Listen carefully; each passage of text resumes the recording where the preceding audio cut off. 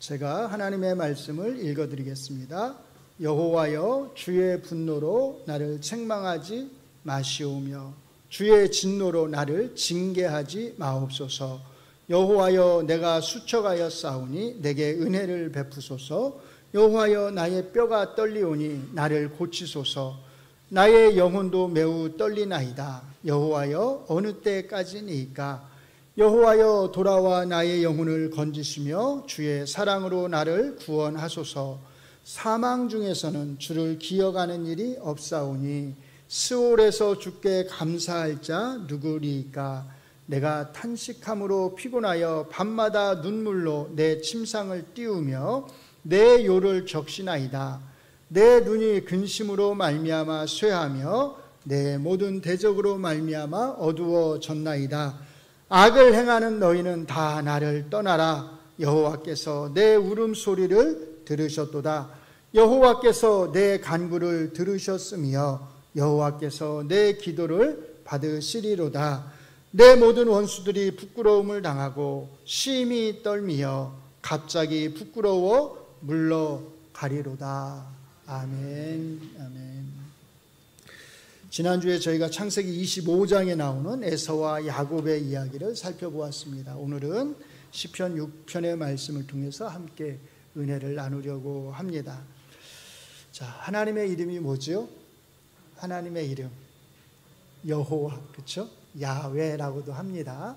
여호와인지 야훼인지 정확히 어떻게 발음해야 될지는 잘 몰라요. 사실 이제 자음만 남고 모음이 사라졌기 때문에 하나님의 이름을 망령되이 부르면 안 되니까 이제 이름을 바꿔서 불렀잖아요. 아도나이. 주로 바꿔서 부르다 보니까 발음하는 것을 이제 잃어버렸어요. 근데 옛날에는 이제 여호와 이렇게 많이 생각을 했는데 오늘날에는 아마 야훼가 맞지 않겠느냐 이렇게들 많이 생각을 합니다. 뭐 그게 뭐가 중요하겠어요? 일단 우리말 번역 성경은 여호와 이렇게 돼 있으니까 제가 여호와라고 하는 호칭을 사용하겠습니다. 자, 중요한 것은 오늘 우리가 읽은 이 시편 6편에서 여호와라고 하는 이 이름이 8번 사용된다는 것이고 여호와라고 하는 이 이름만 사용된다는 것이에요.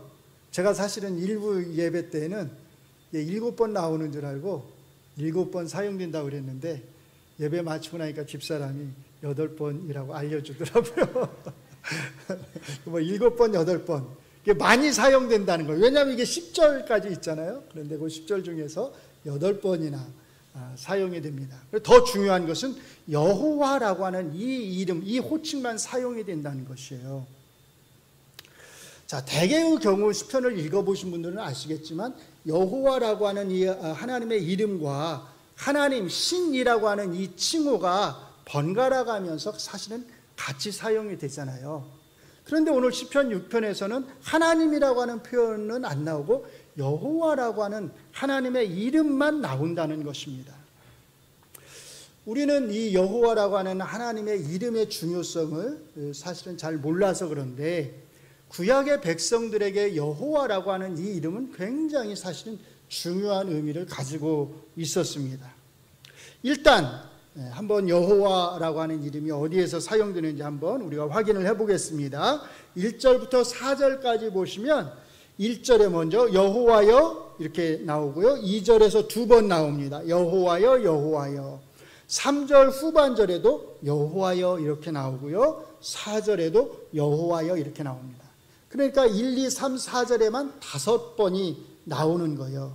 그런데 여호와여라고 하는 호칭으로 사용이 됩니다. 그러니까 무슨 말이냐면 이 여호와여 이렇게 불렀다는 것은 그 다음에 이 여호와께 구하는 뭔가가 간구의 내용이 있다는 뜻이에요. 그리고 이제 조금 밑으로 내려가시면 8절과 9절에서는 호칭이 아니라 문장의 주어로 사용이 됩니다. 8절 후반절에 보시면 여호와께서 이렇게 말을 하고요. 9절에서는 2번 나오지요. 여호와께서 여호와께서. 그러니까 3번이 문장의 주어로 사용이 됩니다. 이렇게 문장의 주어로 여호와께서 여호와의 이름이 사용됐다고 하는 것은 시편 기자의 고백을 담아서 사실은 기도를 하고 있다는 것입니다. 먼저 이 시편 기자가 하나님이 아닌 여호와라고 하는 이 이름을 통해서만 하나님 앞에 기도를 드리고 있다고 하는 이 사실 자체가 중요하다는 거예요. 왜냐하면 성경에서 여호와라고 하는 이 이름은 특별히 하나님이 자기의 택하신 백성, 누구예요? 이스라엘 백성과 맺고 있는 아주 특별한 관계, 우리가 그걸 뭐라고 표현하냐면 언약적 관계 이렇게 말하잖아요. 또 다른 말로 말하면 언약적 사랑을 나타내는 것이기 때문입니다. 그래서 하나님이 시내산에서 처음에 모세를 부르시고 그에게 이스라엘 백성들을 이끌어내도록, 애굽에서 이끌어내도록 하는 그 소명을 주셨을 때 모세가 하나님 앞에 이렇게 묻습니다. 하나님, 제가 이스라엘 백성들에게 가서 하나님이 저를 보내셨다고 말을 한다면 이스라엘 백성들이 저에게 물을 것입니다. 뭐라고요? 널 보내신 그 하나님의 이름이 뭐냐? 하나님의 이름을 물을 겁니다. 그러면 제가 하나님의 이름을 뭐라고 제가 대답을 해야 하나요? 그러니까 하나님이 그때 이렇게 답을 하세요. 너는 이스라엘 자손에게 이렇게 말을 해라. 너희 조상의 하나님 누구요? 여호와. 이렇게 말해요. 너희 조상의 하나님 여호와, 곧 아브라함의 하나님, 이삭의 하나님, 야곱의 하나님께서 나를 너희에게 보내셨다고 해라. 그리고 뒤에 이렇게 덧붙이십니다. 이것은, 이 이름은 나의 영원한 이름이요 너희가 대대로 기억해야 될 나의 칭호다. 호칭이란 거예요. 그러니까 여호와라고 하는 이 이름은 이스라엘 백성들이 평생 동안 대대로 잊어서는 안 되는 이름이라는 거예요. 함부로 불러서도 안 되는 이름이라는 거예요. 그만큼 중요하다는 겁니다. 이 이름이요. 그런데 놀랍게도 모세가 이제 아론 자기 형하고 함께 바로왕 앞에 서잖아요. 그래가지고 뭐라고 말하죠? 바로왕 앞에서 여호와께서, 우리가 섬기는 여호와께서 우리를 보내라고 하셨다. 이렇게 말합니다. 그러니까 바로왕이 뭐라고 대답을 하냐면 이렇게 대답을 해요. 여호와가 누구이기에 내가 너희를 보내겠느냐? 난 여호와를 알지 못한다는 거예요. 도대체 여호와가 어떤 신이기에 나는 알지 못하는데 내가 그 말을 듣고서 너희를 보내야 되겠느냐라는 거예요. 난 보내지 않겠다는 거죠. 자, 이게 뭘 의미하냐면 그 다음부터 나오는 내용은, 그래서 하나님이 바로왕에게 뭘 알려주시는 내용이냐면 여호와라고 하는 이 이름을 가지신 하나님이 얼마나 크신 하나님이시고 얼마나 강하신 하나님이시고 얼마나 능력이 많으신 하나님인지를 알려주시는 거예요. 그래서 나중에는 어떻게 하죠? 빨리 나가라고 하잖아요. 뭐를 안 거예요? 여호와가 어떤 하나님이신지를 안 거예요. 그러니까 이 여호와라고 하는 이 호칭은 이스라엘 백성에게 하나님이 그들의 하나님이시고 그들과 아주 특별한 관계를 맺고 있는 하나님이라고 하는 것을 보여주는 겁니다. 또 하나, 이것과 관련해서 아주 중요한 게 있는데 그게 뭐냐면 바로 이것입니다. 이 이름이 이스라엘 백성들이 처해 있는 그 곤경, 그 어려움, 그 고난으로부터 그들을 구원해내는, 그들을 건져주시는 근거가 되는 이름이라는 겁니다. 이스라엘 백성들이 애굽에서 고난을 당할 때, 하나님을 향해서 고통으로 부르짖을 때 하나님이 그들의 그 고통에 귀를 기울이신 이유가 다른 이유가 있는 게 아니에요. 그분이 여호와 하나님이셨기 때문입니다. 출애굽기 2장 14절에 보시면 이렇게 말합니다. 하나님이 그들의 고통을 들으셨다. 하나님이 아브라함, 이삭, 야곱과의 언약을 기억하셨다. 하나님이 이스라엘을 돌보셨다. 하나님이 아셨다. 4번 하나님이란 표현, 주어가 나오고요, 4개의 동사가 나옵니다. 하나님이 들으셨고 기억하셨고 돌아보셨고 아셨다는 거예요. 뭐를요? 이스라엘 백성들을요. 왜요? 그들의 여호와 하나님이시니까요.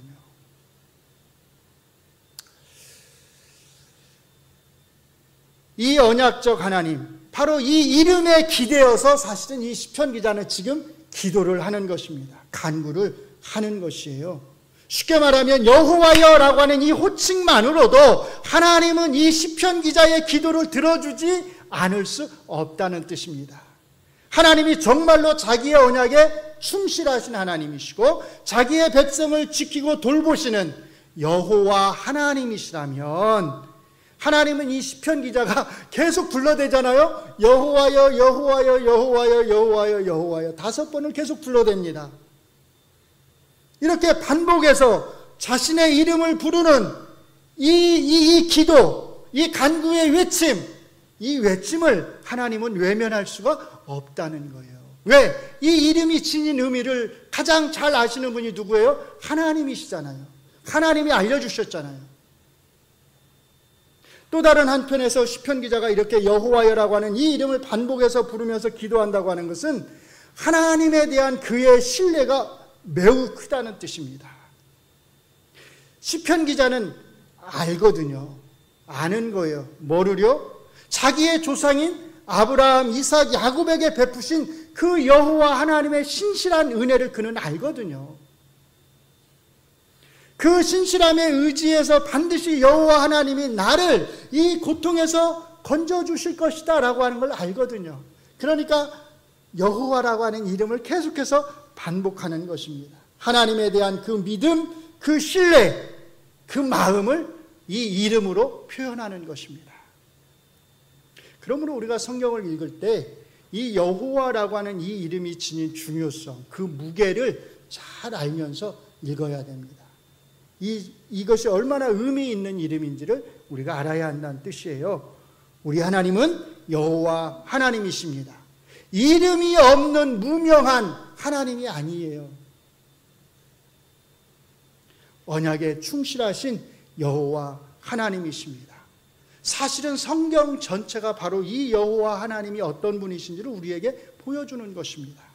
아브라함과 이삭과 야곱에게 하신 그 언약을 충실하게 지키신 그 하나님이 우리의 고통 소리에 귀를 기울이신다고 하는 것을 기억하시기 바랍니다. 역으로 말하면 이렇게 말할 수 있어요.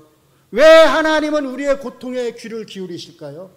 왜 하나님은 우리의 기도에 응답하실까요? 왜 우리의 고난을 외면하지 않으실까요? 그 원인은 우리 편에 있는 게 아니라는 뜻입니다. 하나님이 우리의 고통에 귀를 기울이시고 우리의 고난을 눈여겨보시고 우리의 기도에 응답하시는 것은 우리 편에 그 원인이 있는 것이 아니라 우리가 뭔가 그럴 만한 뭔가가 있어서 그러신 것이 아니라 그 원인이 어디에 있어요? 하나님 편에 있다는 거예요. 하나님의 신실하심, 하나님의 언약적 사랑, 바로 거기에 모든 원인이 있다는 겁니다. 그래서 4절에 보시면 이렇게 기도합니다. 여호와여 돌아와 나의 영혼을 건지시며, 그 다음에 뭐라고요? 주의 사랑으로 나를 구원하소서. 주의 사랑으로, 주의 사랑, 헤세드, 언약적 사랑에 의지해서 기도하는 것입니다. 이 시편 기자는 지금 어떤 상황에 처해 있길래 이렇게 간절히 기도하는 것일까요? 아마도 이 시편 기자는 지금 어떤 중한 병에 걸려 있는 것 같아요. 그래서 거의 죽음의 직전까지 가 있는 것 같습니다. 죽음에 대한 생각, 죽음을 맞이하는 자세가 옛날 사람들과 오늘날 우리 사이에 많은 차이가 있는 것 같습니다. 오늘날 대부분은 다 이렇게 오래 사시고 장수하다 보니까 죽음이라고 하는 것 자체를 크게 두렵게 생각하지 않습니다. 그래서 오늘날 분들은 대개 어떤 생각을 하냐면 내가 어떻게 죽음을 잘 맞이할 것인가, 그렇죠? 되게 거기에 포커스를 맞춥니다. 그런데 성경 시대의 사람들은 그렇게 장수하지를 못했어요. 그렇게 오래 살지를 못했습니다. 태어나서 일찍 죽는 사람들이 많았습니다. 질병으로 인해서 일찍 죽는 사람, 전쟁으로 인해서 일찍 죽는 사람, 자연재해로 인해서 일찍 죽는 사람, 한번 전염병이 돌면 얼마나 많은 사람들이 죽었을까요? 중세의 런던에 전염병이 돌았습니다. 그때 얼마나 많은 사람들이 죽었는지 아시나요? 보통 일반적으로 3분의 1이, 런던 인구의 3분의 1이 죽었다고 말을 합니다. 그러니까 얼마나 많은 사람들이 전염병으로 죽었겠어요. 중세 시대에 3분의 1이 죽었다면, 한 도시의 3분의 1이 죽었다면, 성경 시대에는 한번 전염병이 돈다면 얼마나 많은 사람들이 죽어나갔겠어요. 나이 불문하고 아이부터 어른까지. 자, 그래서 성경에서 하나님이 심판하시는 그 중요한 심판의 한 가지 방법이 뭐냐면 병, 질병, 전염병을 주신다고 말을 하는 것입니다. 그만큼 질병이라고 하는 것, 전염병이라고 하는 것이 성경시대의 사람들에게는 큰 두려움이었다는 것입니다. 2절에 보시면 시편 기자는 자기의 몸의 상태를 이렇게 표현합니다. 내가 수척하였습니다. 내 뼈가 떨립니다. 자기의 육체적 쇠약함, 피폐함을 이렇게 표현하는 것입니다. 우리가 잘 아는 것처럼 육체적인 고통은 단순히 육체적인 고통으로 끝나지 않습니다. 반드시 정신적인 피폐함을 가져옵니다. 그래서 3절에 보시면 이번에는 정신적 상태에 대해서 이렇게 표현합니다. 뭐라고요? 나의 무엇도요 영혼도 매우 떨리나이다. 몸과 영혼의 상태가 모두 다 더 이상 견딜 수 없을 정도로 힘들다는 뜻이에요. 그러니 빨리 도와달라는 겁니다. 이런 간절함은 그 다음에 나오는 말에서 아주 잘 표현됩니다. 여호와여, 도대체 어느 때까지입니까? 이런 표현을 사용해서 기도를 해보신 적이 있으신가요? 예, 우리 황웅래 원사님은 많이 하셨을 것 같아요. 왜? 너무나 오랫동안 이 고통으로 인해서 힘들게 살아오셨으니까요. 이 표현으로 정말로 기도를 해보신 분은 지금 시편 기자의 이 마음을 이해할 것입니다. 언제까지 이렇게 이 고통이 지속될까요? 그건 모르지요. 모릅니다. 요한계시록 6장에 보시면 7 인에 대한 말씀이 나옵니다. 5번째 인을 뗄 때에 이런 말씀이 들려옵니다. 하나님의 말씀과 그들이 가진 증거로 말미암아 죽임을 당한 영혼들이 큰 소리로 외치면서 거룩하고 참되신 대주제여, 땅에 거하는 자들을 심판하여 우리 피를 갚아주지 아니하시기를, 우리의 원수를, 우리를 죽인 자들을 향해서 원수를 갚아주지 않으시기를 도대체 어느 때까지 하시려 하나이까? 도대체 얼마나 더 기다려야 되느냐는 거예요. 이때 어린 양이 그들 각각에게 흰 두루마리를 주시면서 이렇게 말합니다. 아직 잠시 동안 쉬되, 아직 쉬라는 거예요. 어디서 쉬는 거예요? 분들은 하늘에서 쉬는 거예요. 하늘에서 쉬되 그들의 동무종들과 형제들도, 즉 땅에서 살아가는 믿음의 형제들을 말하는 거예요. 자기처럼, 이들처럼 죽임을 당하여서 그 수가 차기까지 하라. 자, 이 말씀을 들으면 다 어디에 귀가 솔깃해요? 숫자에. 그 수가 차기까지 하라. 요 숫자에 다들 귀가 솔깃합니다. 도대체 몇 명이 더 차야 되지? 그래야 이게 이 고통이 끝나는 거지? 이 고난이 끝나는 거지? 14만 4천인가요? 근데 사실 여기서 중요한 건 숫자가 아니거든요. 수에 포커스를 맞추시면 안 됩니다. 여기서 중요한 건 두 가지예요. 메시지는. 첫째, 아직은 좀 더 고난을 땅에 있는 사람들이 당해야 된다는 거예요. 하늘에 있는 사람들은요, 죽어서 좀 더 쉬고 있어야 된다는 거예요. 두 번째, 사실 이게 중요하죠. 그러나 그 고난은 제한되어 있다는 거예요. 언제까지요? 수가 찰 때까지. 그러니까 수가 찬다는 말은 제한되어 있다. 이 고난이 끝날 때가 있다. 영원히 지속되지 않는다는 뜻입니다. 그러므로 좀 힘들더라도 그때까지는 잘 이겨내고 견뎌내야 된다는 것입니다. 오늘 시편에서는 여호와여 어느 때까지입니까? 라는 질문만 있고 답이 없습니다. 굳이 답할 필요가 없기 때문이겠죠. 그것이 중요한 게 아니기 때문입니다. 다만 죽기 전에 빨리 자신을 고쳐달라고만 합니다. 그리고 5절에서는 여호와 하나님이 왜 자기를 언약적 사랑으로 고쳐주셔야 하는지에 대한 한 가지 이유를 제시합니다. 자, 5절을 한번 잘 보시기 바랍니다. 자, 그 이유가 뭐예요? 사망 중에서는 주를 기억하는 일이 없습니다. 스올에서는 주께 감사할 자 누구겠습니까? 사망 중에서는, 쉽게 말해 죽고 나면 주님을 기억하지 못한다는 거예요. 하나님을 기억하지 못한다는 겁니다. 또 스올에서는 아무도 하나님 앞에 감사할 수 없다는 거예요. 왜 이렇게 기도할까요? 스올이라는 의미에 대해서 제가 주일날 오후에 설명을 해드렸어요. 크게 두 가지 의미라고 했습니다. 하나는 뭐라고 그랬죠? 죽음, 그렇죠? 두 번째는요, 선한 자나 악한 자나 죽은 자들 모두가 가는 곳. 그러니까 이 구약 성경에서는 대부분의 사람들이 어떻게 생각했냐면 죽으면 그것으로 끝난다고 생각을 했던 거예요. 사후 부활에 대한 생각을 아직은 못했던 것입니다. 그러니까 이렇게 말하는 거예요. 하나님, 제가 죽으면 더 이상 하나님을 기억할 수가 없습니다. 하나님을 생각할 수가 없습니다. 제가 죽으면 하나님을 찬양하고 하나님을 예배할 수 없습니다. 협박하는 걸까요? 제가 죽으면 그렇게 할 수 없으니까 저를 살리셔야 됩니다. 그런 뜻이 아니고, 시편 기자는 지금 살아서 하나님을 찬양하고 살아서 하나님을 기억하면서 살아서 하나님을 예배하고 싶어하는, 더 오랫동안 하나님과 함께 이 땅에서 교제하면서 하나님을 예배하고 싶어하는 그 마음을 표현하는 거예요. 제가 여기서 죽으면 제가 하나님을 기억할 수 없습니다. 저를 살려주셔서 제가 더 오랫동안 하나님을 예배하고 찬양하고 감사할 수 있게 해주세요. 그렇게 사실은 기도하는 것입니다. 그러니까 이 땅에 남아서 살아서 하나님을 찬양하며 예배하고자 하는 이 시편 기자의 간절함이 얼마나 큰지를 우리가 잘 알 수 있습니다. 시편 기자가 이렇게 간절한 마음으로 질병의 고침을 위해서 하나님 앞에 호소할 때 이 시편 기자의 이 말라가는 모습, 수척해가는 모습, 이 죽어가는 모습을 보면서 흐뭇해하는 이들이 있습니다. 시편 기자의 죽음을 바라는 자들이에요.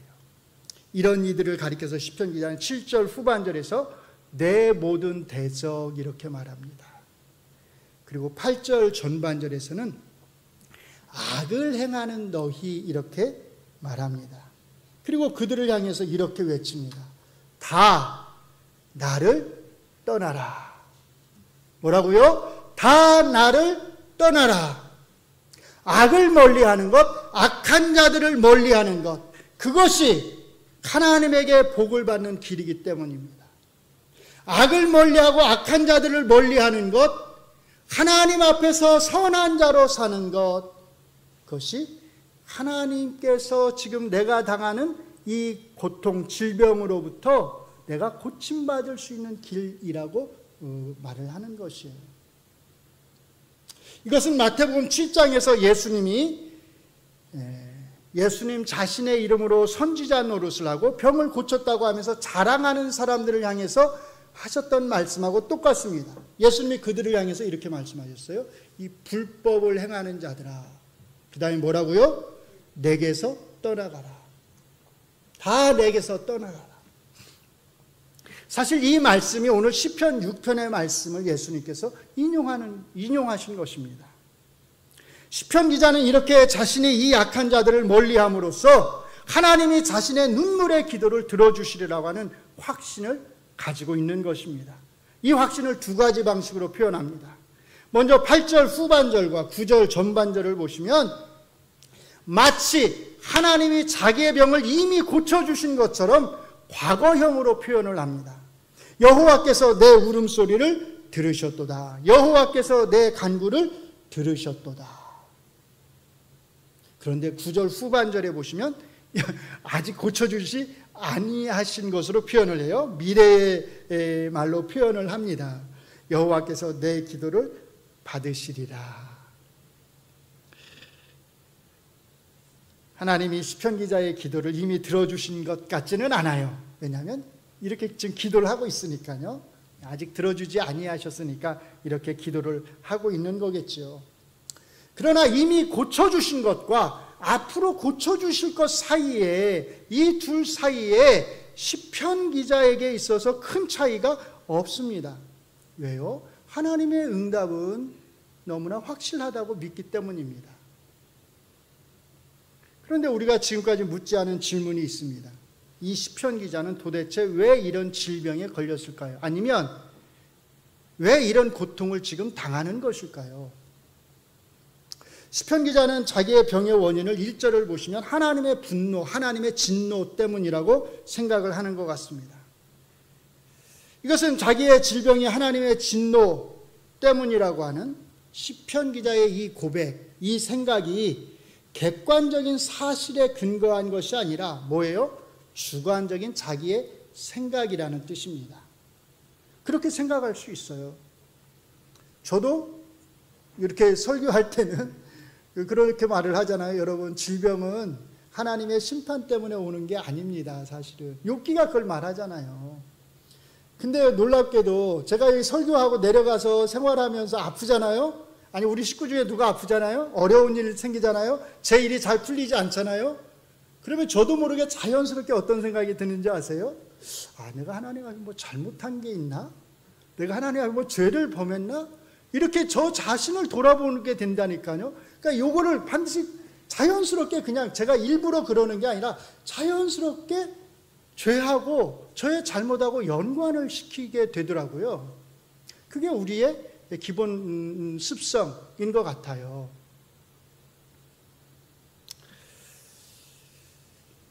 여기 시편 기자도 사실은 마찬가지입니다.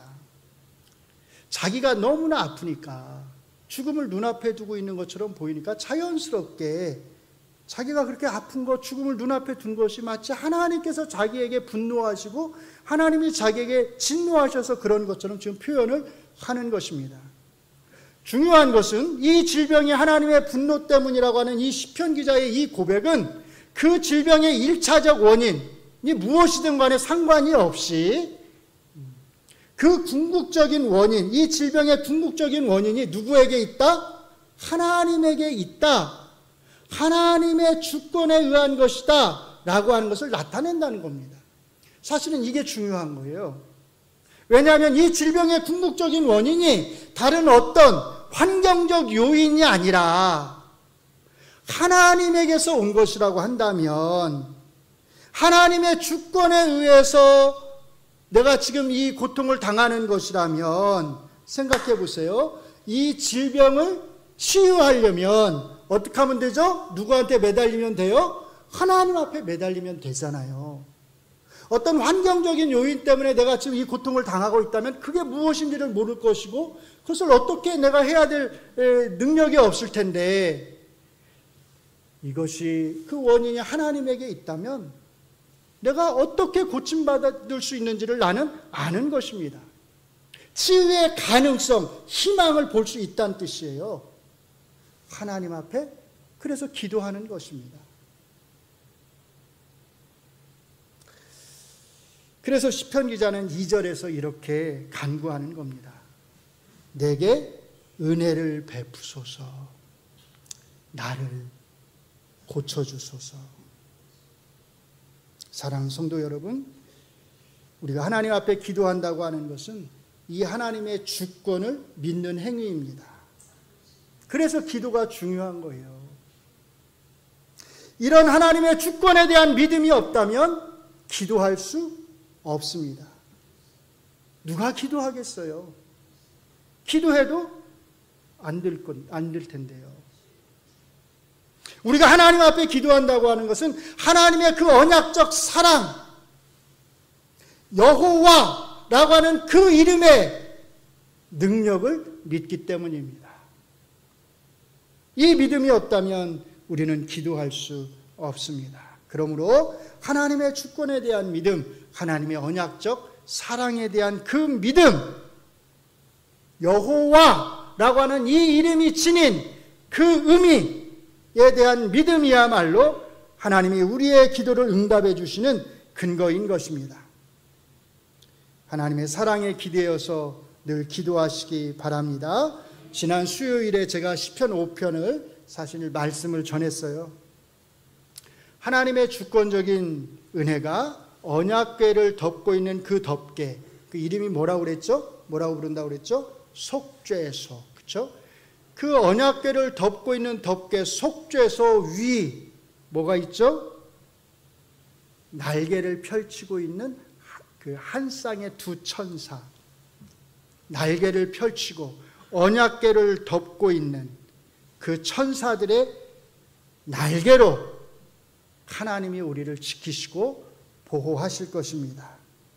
언제나 우리가 기대하는 것보다 더 큰 은혜와 사랑으로 우리에게 베풀어 주시는 하나님, 그 하나님의 이름은 뭐라고요? 여호와이십니다.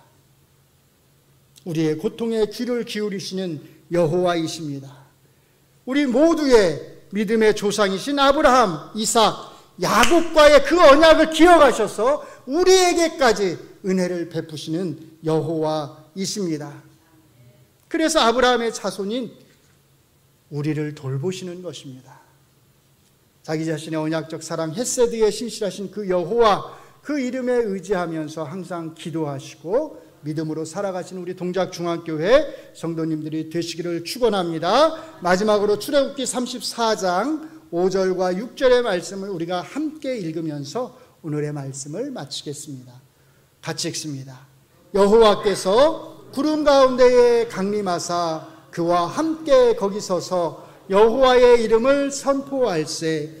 여호와께서 그의 앞으로 지나시며 선포하시되 여호와라 여호와라 자비롭고 은혜롭고 노하기를 더디하고 인자와 진실이 많은 하나님이라. 아멘. 기도하겠습니다. 여호와, 우리 하나님의 성호를 찬양합니다. 그 성호를 의지하여 살아갑니다. 아브라함과 이삭과 야곱에게 신실하셨던 하나님이 이제 오늘 그 믿음의 후손이 되도록 은혜를 베풀어 주셔서 우리가 여호와라고 하는 그 이름을 믿고 의지하며 살아가게 하심을 감사합니다. 언제나 우리를 향해서 자비로우시고 은혜로우시고 노하기를 더디하시고 인자와 진실로 대하시는 하나님 감사합니다. 우리 동작중앙교회 어려움을 당하는 주의 백성들, 고난 가운데 있는 주의 백성들, 또 질병으로 인하여 고통을 당하는 주의 백성들, 여호와 하나님이 기억하여 주시옵소서. 주께서 은혜를 베풀어 주시옵소서. 오직 주님만 의지합니다. 예수님 이름으로 기도합니다. 아멘.